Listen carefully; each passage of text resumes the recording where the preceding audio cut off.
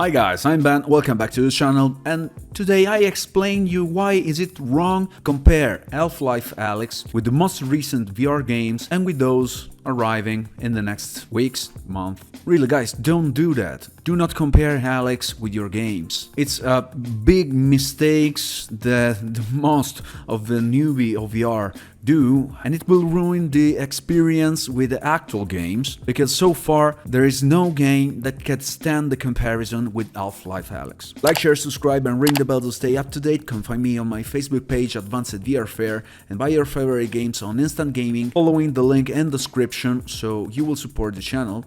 Thank you. Okay, so VR for now is ruled by little developers team trying to do their best, exploiting the fact that the major developers like Ubisoft, Activision, Rockstar and many more big developers already affirmed in the flex sector has no interest in VR gaming. So how, in which way these little developers can obtain a bit of visibility? As I said, in VR, where there is still so much space for experimental games, where is allowed to do mistakes, looking for compromises, and where they can do so many mistakes that in flat sector will mean failure. Let's look, for example, at the best VR title we have so far. Those that could stand comparison with a AAA flat title are very few. For those who don't know, AAA doesn't mean stunning graphics, realistic physics or things like that, but is about the budget invested by the developers to make that game. So it means that we could have a pixelate game made by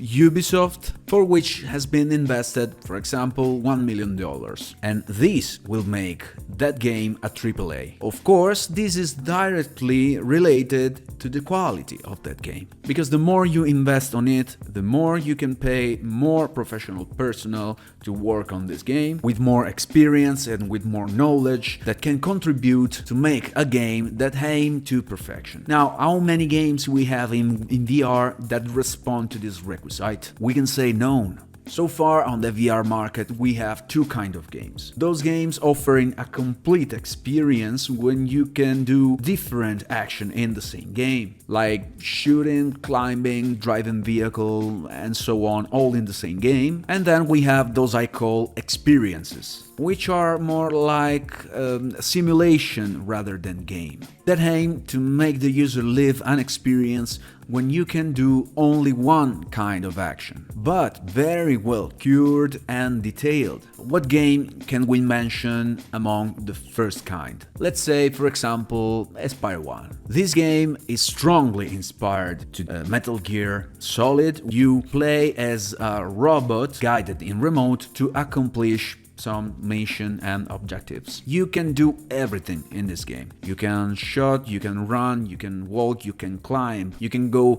freely among the maps, you can explore all the environments around you, you can assault or you can go stealth. And each mission can be completed choosing different path or choosing different method. You can do everything, but we cannot say it has a very good graphic, for example. We can surely say it's a next-gen graphic or even a present-gen. There are many bugs, the physics. Okay, let's not talk about Aspire 1 physics. Models of the weapons are terrible. Enemies and other objects can't penetrate each other. Your hands can penetrate walls and all other stuff around you. So okay, it's a game that allows you to live different experience inside the same game, but with so much compromises on the technical plan. Why this? Because developers has great ideas and they wanted to do a complete game, but they had a low budget, low experience, low knowledge. Still, Aspire 1 is a great game though, it's very fun.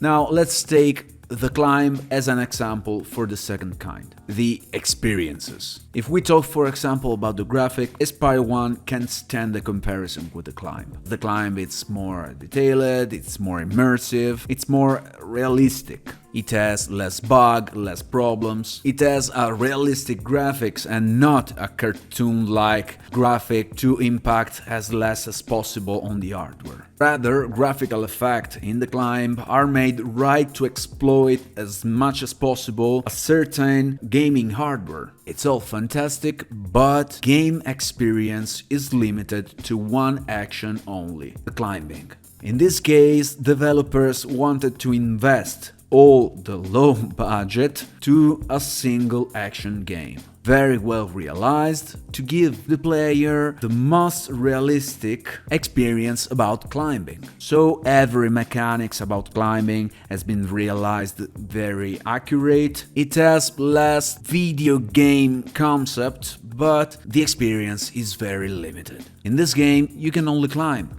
Okay, through emotional and immersive environments. It's very spectacular game. But after the first climb, after the first experience, you stop focusing about the environment. Even because this game has many challenges, many achievements to unlock that push you to go as fast as possible to the top. So you can waste your time looking around to enjoy the environment. Now it's clear that if we want to compare this game with Half Life Alyx, which is the state-of-the-art of VR gaming, these games I mentioned seems to be stupid little games to do when you have some spare time to waste on gaming. But keep in mind that these little stupid games are those that so far pushed the VR sector where it is so far. They made the VR something more complex rather than the beginning. And always keep in mind the budget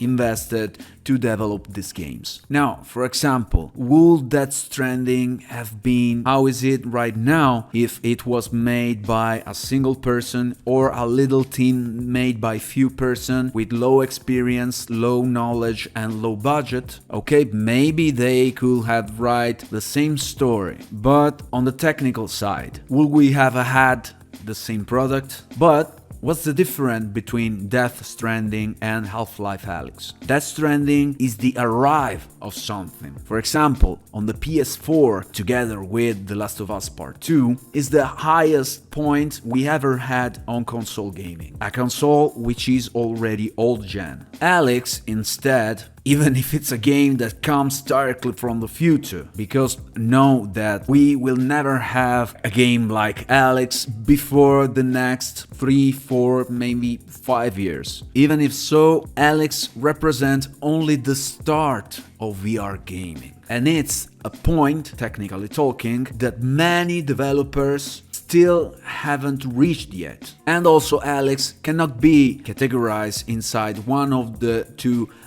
game types I was talking before, because it's not a single experience game. You can do everything. Alyx has everything. It has a realistic and very cured and detailed graphic, full interaction with the world and with the characters. Game mechanics are very well realized. It has a great audio sector, free of action, impressive physics, and it's quite long. 99% of VR gaming we have right now are all short experience. Alyx is exactly like one of those AAA games because it's a AAA game, but with that great immersivity that only VR can give. For Valve, Alyx has been a challenge, a test of courage, because they accepted the fact to have low gains from the sellings, because the sellings of Alyx wasn't so good, and not because Alyx it's not a good game, but because few players purchased this game. And why? Because few players have a powerful PC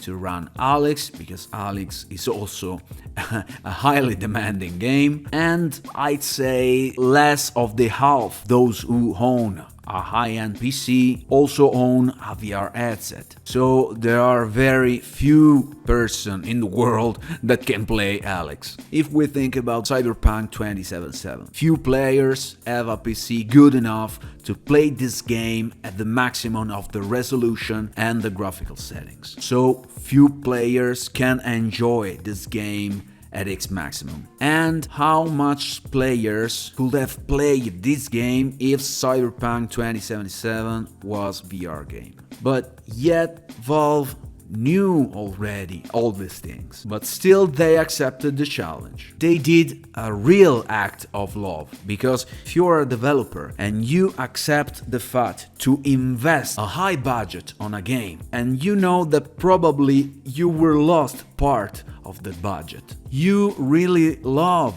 your consumers. If you do something so big, so important, you want to enter into the story of gaming, and Valve did it. They risked and probably lost from the financial aspect, but they totally won the challenge with the story of gaming. Not only VR gaming, but gaming in general. Alyx is a milestone in gaming, VR and flat. And we can divide the story of VR gaming before Alyx and after Alyx. It's like the Jesus Christ of the gaming, and I can assure you that we will never have another game like Alyx before 3 or 4 years. So, in conclusion, that's why you don't have to compare your games with Half Life Alyx, because there's nothing to compare. Forget about the graphic, forget about the realism, forget about the physics,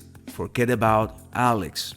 You have it, play it, enjoy it, but do not compare with other games, because you will ruin your experience with other games. You have to see Alyx as a single son, sterile, which his mother died after giving birth. Alyx will be the standard probably in 2-3 years. Don't be so critic about the graphics or about other things of actual game, because as if you are watching to a galaxy that is about to born and you already say, look, on that galaxy there will never be life. That galaxy is about to born right now, and VR is like that. Enjoy your actual game for what they are and for what they give, and if they are capable to make you have fun, they already reached their goal. In VR for now, don't think about graphic, don't think about realism. Consider that games like Death Stranding and The Last of Us Part 2 has been achieved after 40 years of developing. Imagine what will happen if those who played with Commodore 64, hi, I'm one of those, would have said, damn, what a shitty graphic, I don't want to play with this shit. Because right now we are experiencing the Commodore 64